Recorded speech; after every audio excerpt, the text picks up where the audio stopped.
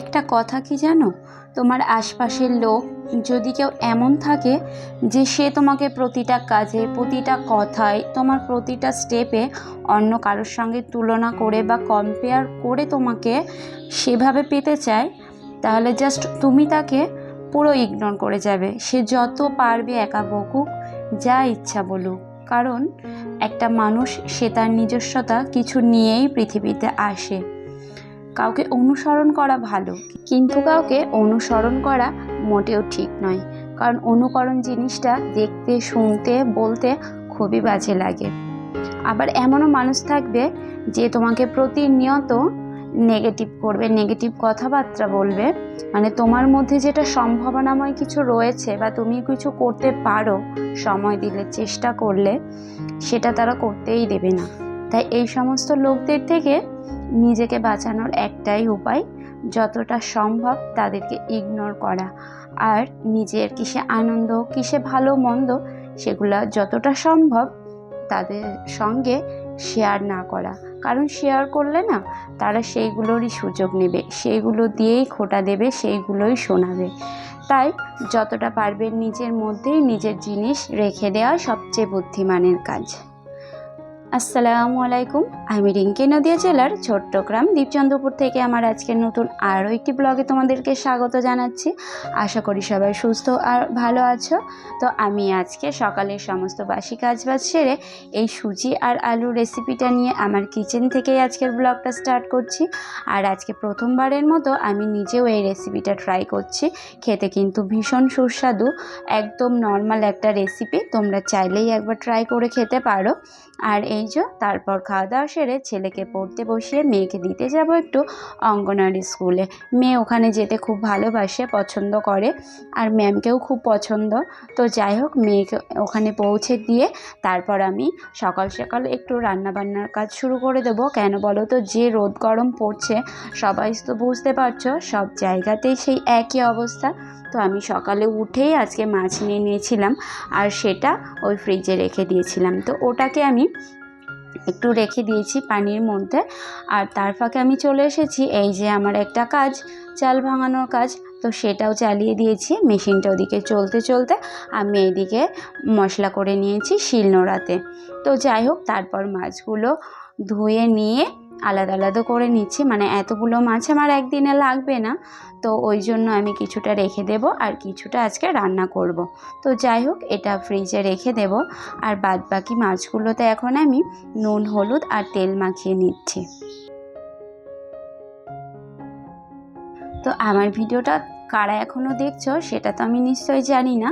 তো তোমাদের কাছে একটাই রিকোয়েস্ট, যদি আমার ভিডিওটা ভালো লাগে, একটা লাইক পাওয়ার যোগ্য হয়, প্লিজ একটা লাইক করে দিও। কারণ তোমাদের ওই একটা লাইক কিন্তু আমার ভিডিওটা আরও অনেকের কাছে পৌঁছাতে সাহায্য করবে। আর যদি মন চায় একটা কমেন্ট অবশ্যই করো, কারণ ওই কমেন্টের মাধ্যমেই তোমাদের সঙ্গে আমার যোগাযোগ থাকবে। তো যাই হোক, কথা বলতে বলতে কিন্তু আমি মাছটা ওদিকে রেডি করে রেখে ফ্রিজে ঢুকিয়ে দিয়ে, তার সঙ্গে যেহেতু আমি করব হচ্ছে মুসুর ডাল আর টক মুসুর ডাল, তো ওই জন্য আমি আমটাও কেটে নিলাম। আর কি জানো তো, একটা আম না ওর মধ্যে আধ পাকা ছিল, তো আমি ওটা না খেয়ে ফেলেছি, জানো তো, খেতে ভীষণ টেস্ট হয়েছিল।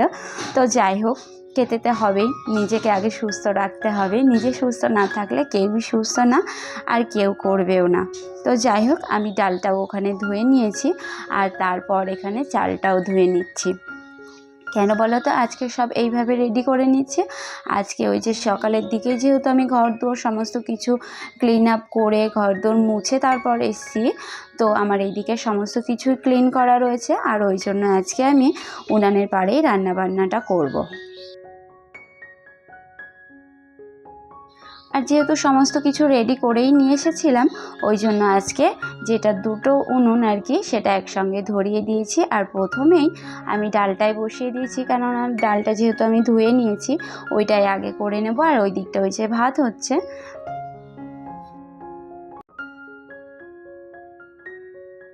এই গরমে না আমি ওই যে টক ডাল আর আমের চাটনি এই দুটো আমার কিছুতেই পিছু ছাড়ে না। বর্ত মাঝে মাঝে রাগারাগি করে, এত কেন টক খাও, আসলে গায়ে হাতে ব্যথা হয়, সিজারের ব্যথাও মাঝে মাঝে জাগে, তো কিছু করার নেই। মানে একটু টক টক কিছু হলে আর শাক পাতা হলে আমার খুব শান্তি হয় খাওয়া দাওয়া করে, জানো তো। তো যাই হোক, ওদিকে ডালটা হয়ে গেছে, মাছগুলোকেও ভেজে নিয়ে তারপরে আমি এখানে আলুগুলো নর্মাল যেটা রান্না সবাই করে, তো সমস্ত কিছু মশলা দিয়ে আলুটাকে কষিয়ে নিয়ে তারপর ওর মধ্যে দিয়ে দিয়েছি হচ্ছে মাছ। তো আজকে দুপুরে কিন্তু আমরা এই দিয়েই খাওয়া দাওয়া করব। আর এখানে আমি তারপরেই ছেলেকে খেতে দিয়ে দিয়েছি, কারণ ছেলের খেতে অনেকটাই সময় লাগে। আর এই যে দেখো ডাল, এটা হচ্ছে মাছ। তো যাই হোক, রান্নার পর দেখতে ঠিক এমনটাই হয়েছে।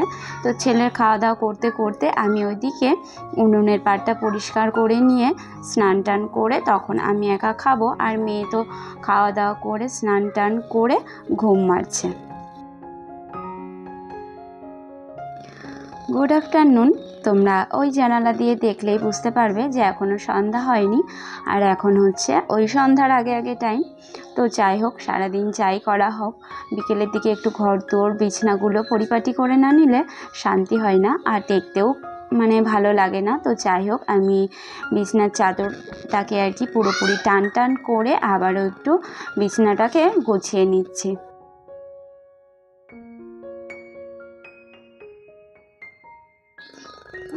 আর তারপর চলে এসেছি একগুচ্ছ জামা কাপড় নিয়ে। মানে এই হচ্ছে সন্ধ্যায় আরেকটা কাজ যেটা প্রতিদিন করতে হয়। যেমন কিচেনটা, তারপর সিঙ্কটা পরিষ্কার না থাকলে ভালো লাগে না, তেমনি ঘরে হচ্ছে বিছনাটা আর আলনাটা, এই দুটো যদি গোছানো না থাকে না তবে দেখবে ভালো লাগে না। তো যাই হোক, সব কাজ যেহেতু হয়ে গেছে, যে জামা কাপড়গুলো ছিল সেগুলো আমি একে একে ভাঁজ করে নিয়ে যেখানে যা থাকে সেগুলো সেখানে সেখানে সেপারেট করে রেখে দেব।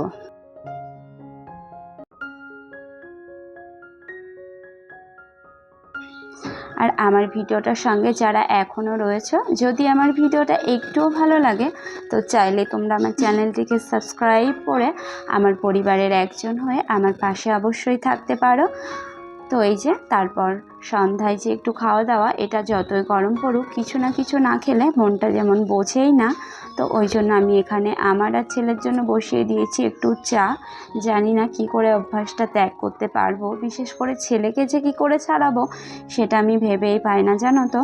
তো যাই হোক, আমার আর ছেলের জন্য চা বসিয়েছি।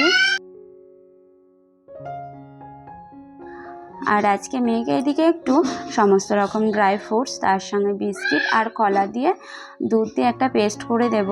তো যাই হোক, এই দিয়ে হচ্ছে সন্ধ্যার খাওয়া দাওয়াটাও হয়ে যাবে।